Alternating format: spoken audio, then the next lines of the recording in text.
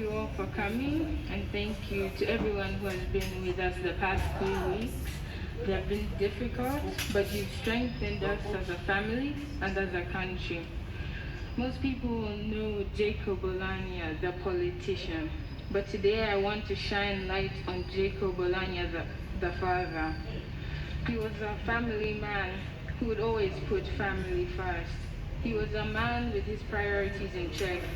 When he was deputy speaker and it was one of our birthdays, he would pause whatever it was he'd be doing, whether it be a meeting or skimming through documents, and rush to school with a cake, sing happy birthday with the security guards in the room, and say hi to our classmates, and then leave.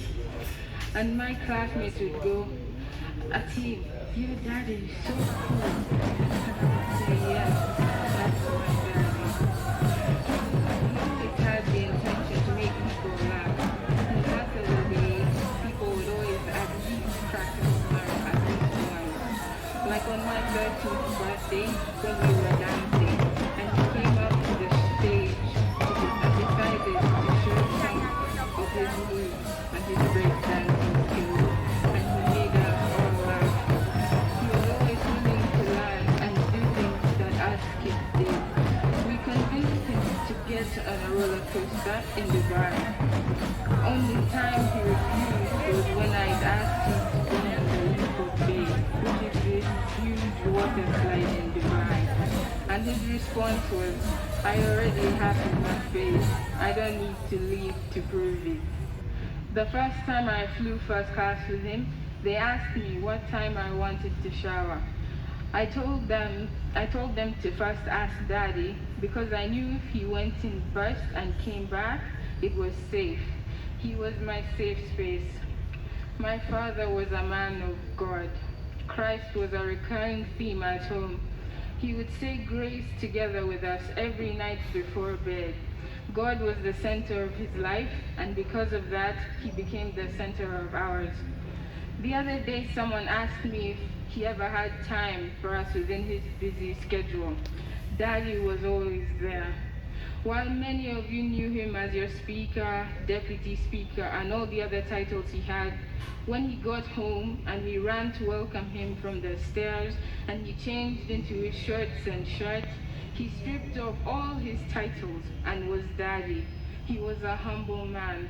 Nothing else mattered to him except us. From the birthdays to the movie nights to going on trips together to making us all dance, he was present. One of his favorite movies was Evan Almighty. We watched that movie several times together. When he got really sick in December, I planned a family movie night for us to rewatch Evan Almighty to help cheer him up. But that night he was in too much pain, so we never got to do it. But that's the kind of man my father was. A good father. I will miss family time with him, and I'll miss father-daughter time with him. My father was an exceptional man and left a mark on every single one of us that he touched. A quote my father once said was, "The rivers and waters that separate us are not deeper than the blood that connects us." And I was blessed to have Jacob L'Okori Oulanyah's blood running through my veins and pumping through my heart. And for as long as I live, I promise to try and be the person my father was and emulate his attitude and big heart. My father left us with no debts or pending expenses, no grueling burdens we have to carry, besides the task of filling his shoes. I think we can all agree that he had big shoes by the amount of footprints he left in all of our lives. But we will unite as a family and as a country to try and achieve the Uganda that my father wanted and knew we could make. In his death, we have seen a country unite.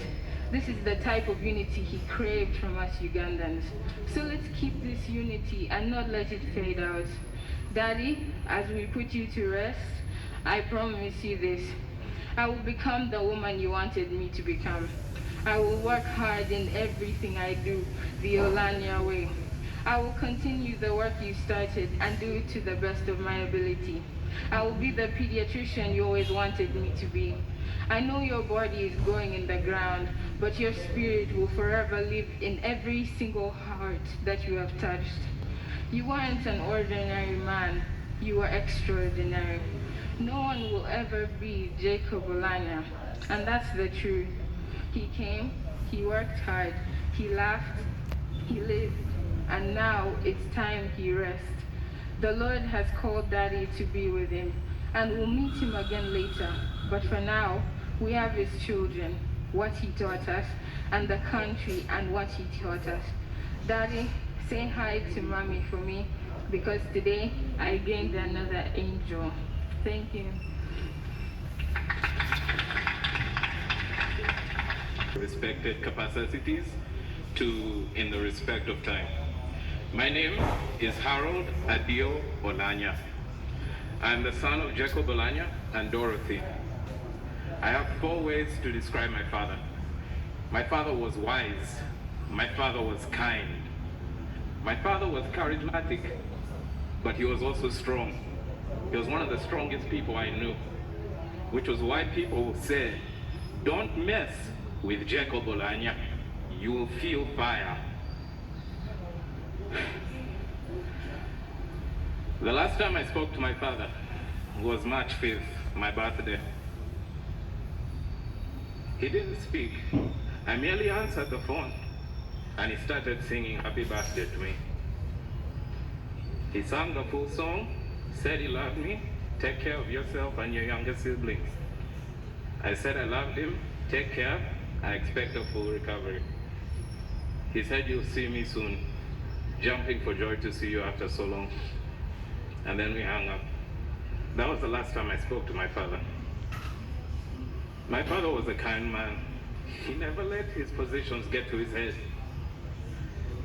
2 years after becoming Deputy Speaker for the first time, he held a dinner, invited all the people he worked with as his family, and even the security guards who took him along all over Uganda. We sat down, we had dinner, Chinese food, his favorite. We sat and talked. He talked about his plans for the future. He always had bright things for the future of Uganda.